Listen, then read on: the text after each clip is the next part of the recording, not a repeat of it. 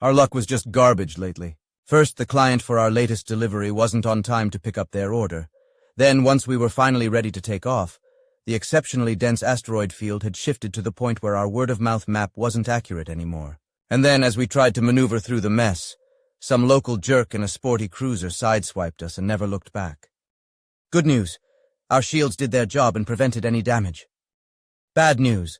That asteroid field was full of junk, including the remains of something mechanical that turned out to be a broken gravity generator. Our little yellow ship got stuck to the side of the scrap heap like a lemon on a pile of compacted cars. At least Kavli got the solar sails folded in time. So there we were with no other ships in sight. Our own ship's gravity tech was enough to counteract the pull coming from this thing, so nobody was falling down in the hallways. But escape velocity was going to be a problem. Mimi came up from the engine room to study the readings on the scrap heap, and he didn't like the odds of igniting something with our thrusters. He also wasn't wild about the idea of getting up close and personal in a spacesuit to try turning the generator off. Everything was unstable out there. Captain Sunlight decided we would send out a distress signal before trying anything rash. The disagreeable client we'd met earlier, by docking ship to ship, not landing anywhere sketchy, was long gone, and there weren't any official civilization centers nearby. But we'd seen other ships on the way here, not to mention the terrible driver who hit us, so surely someone else would be along who could help out. The captain muttered about raiders in a way that suggested she didn't want to worry the rest of us. Then she shooed everyone away from hanging around the cockpit and told us to find something else to do. I did some muttering of my own, mostly about the driving skills of whoever had been at the helm of the cruiser. Maybe all the non-asteroids in this asteroid field were because of drunk drivers. I had no idea if the locals went in for that kind of intoxicants, but it seemed possible. I thought of something else to do and headed for the cargo bay. That client who was late earlier had also refused part of the shipment we were supposed to give them. Thankfully, they'd paid the whole price for the delivery service, but it was an unpleasant interaction all around. Yes, today has just been a delight from the start. Anyways, they'd left us with a box of food that no one was excited about. I heaved it off the floor and took it to the kitchen where Eggskin was chopping roots on a counter. I set the box down by their feet. Ta-da! Eggskin gave it a look. Oh my, they said, putting aside the food prep. They dried their scaly yellow-green hands on a cloth, folded it fastidiously, then opened the box and removed one can of many. There certainly is a lot of it. Is it the kind you thought it was? I asked, picking up another can. The trade language label declared it to be the highest quality gelatinized food flesh that money could buy, with extra sodium. Yummy. I'm afraid so, Eggskin said, digging through the box in hopes of finding something else at the bottom. This is edible by all species on board, but I can't promise anyone will enjoy it. Plus, I'll have to put extra attention to balancing the crew's sodium intake at significant portions. At least it lasts a long time, I said, finding the expiration date. I was pretty sure I knew which standard time system it was referencing.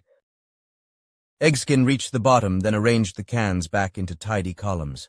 I'm not surprised someone didn't want this. It wouldn't be difficult to overorder. The ship's intercom chimed. Captain Sunlight said, "Will G, Trilly, and Coles kindly join us in the cockpit? I'd like a consultation about translations and what may be a mesmer vessel." I wasn't a mesmer or a translator, but I was curious, and Eggskin was cocking a brow ridge at me like they knew that. Go ahead, said the cook medic, turning back to the roots on the counter with a detour to wash any box germs off their hands first. Just shove that into a corner, will you? They pointed their tail at the meat products. Sure thing. I moved it to an out-of-the-way spot, then hurried toward the cockpit.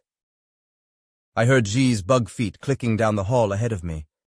When I arrived, I found Trilly lurking in the hallway, a collection of shiny black and red exoskeletoned limbs that didn't fit comfortably in the cockpit when anyone else was there. She didn't acknowledge me, but she definitely saw me with her range of vision.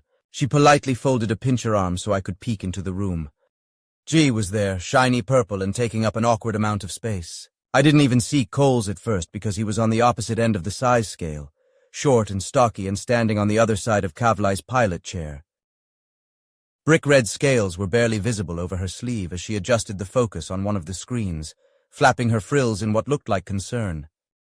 Weo was in the other seat, her tentacles fiddling with the controls, with Captain Sunlight standing in between. But all the rest of my attention moved to the spaceship shown on screen. It was electric blue and exceptionally glittery. The captain gestured with a yellow-scaled hand and said, "You can see why I thought of mesmer construction." G flicked an antenna. "It is stylish for certain, but not shaped like a mesmer vessel." Trilly agreed. "I've never seen one formed like that before. Perhaps the shipbuilders were impressed by the awe-inspiring coloration schemes of all things Mesmer. But no, that is not one of ours.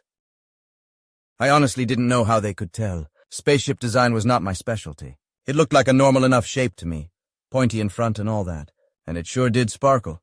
But our friends, the bug aliens, weren't the only ones who liked that kind of paint job. Captain Sunlight nodded her lizardy head.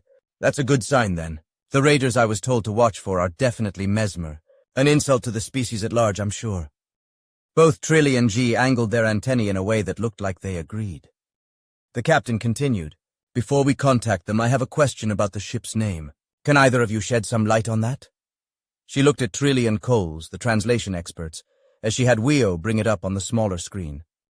Trilly hissed quietly, seeming thoughtful. Coles said, the lettering is regular enough, but I've got to admit the spelling is a little odd for doorway. Maybe it's a different trade language using the wrong symbols. Trilly said, or yet another made-up sound here to annoy us. Coles nodded, or that. I studied the words on the small screen while the glittery ship coasted along on the big one. They didn't look like anything at first, then I sounded them out. Phonetically, they were very similar to the doorway words for your and mother. I burst out laughing. Does that say your mama? The rest of the crew stared at me with alien eyes. Captain Sunlight asked, is that a significant phrase? Sort of, I said, catching my breath. Call it a friendly insult. A funny thing to name a spaceship. Wyo said, either way, they're probably not raiders. Should we contact them before they leave? They don't seem to have spotted us over here. She waved a tentacle at the big screen where the ship was maneuvering around a different junk heap. As I watched, they launched a long cable with something on the end which caught on the scraps. Then they began reeling in what looked like an inert warp drive, and I laughed again. They're fishing. That's why the ship is glittery. It's a base boat in space. Please contact them. I have to see if they have the accent I expect. At the captain's nod, Kavlai sent the message in their direction. The ship finished reeling in its catch. Then it turned and headed toward us. A human face appeared on screen. Hey, y'all need a hand. I grinned and waved from behind the captain while she politely explained the situation. Two other humans who looked much like the first in an extended family sort of way peered over the speaker's shoulder. In no time flat, the glittery spaceboat was all set up to tow us out of the miniature gravity well, with their fishing hook held by our ship's grabbing arm. Wyo made sure it was properly in place while Mimi appeared out of nowhere to keep an eye on the ship's damage readout. The captain gave the go-ahead. They hauled us out of there as easy as landing a minnow, and they were mighty pleased about it.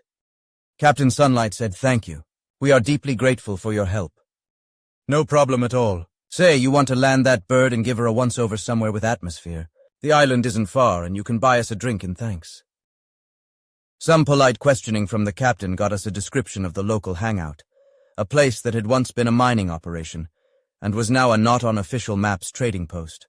Apparently it had its own gravity generator and atmosphere, along with a force field to keep the asteroids and space junk from slamming into it from all that gravity. The way they described it made it sound like a hollow planet the size of a small town, with entrances on two sides that were kept free of debris. The air quality was, as the man said, the best money can buy. That gave me an idea. Before I could speak up, Mimi told the captain that a manual inspection would in fact be a good idea, and Trilly hissed from the hallway that she would be more than enough of a deterrent to keep away any troublesome types that might be there. That must have made it over the speakers to the other ship, because the man laughed and said, the only troublesome types are folks just having a beer. We keep away the real problems with stories about raiders in these parts. Captain Sunlight kept her expression calm as she said, then I think we'll take you up on the invitation. Kindly lead the way. I whispered to her, ask if they want the canned meat. The what? Oh, right. Captain Sunlight turned back to the screen. Would you like some packaged food with that drink? We have a box of gelatinized meat in good condition we'll be happy to give you. I piped up, it's the best money can buy. Oh, yeah, love that stuff, the man said. Sure thing. Come on and we'll lead you over to the island. We followed the glittery fishing boat through space, and I called Eggskin in to give everyone a rundown on what kind of human drinks they should politely decline.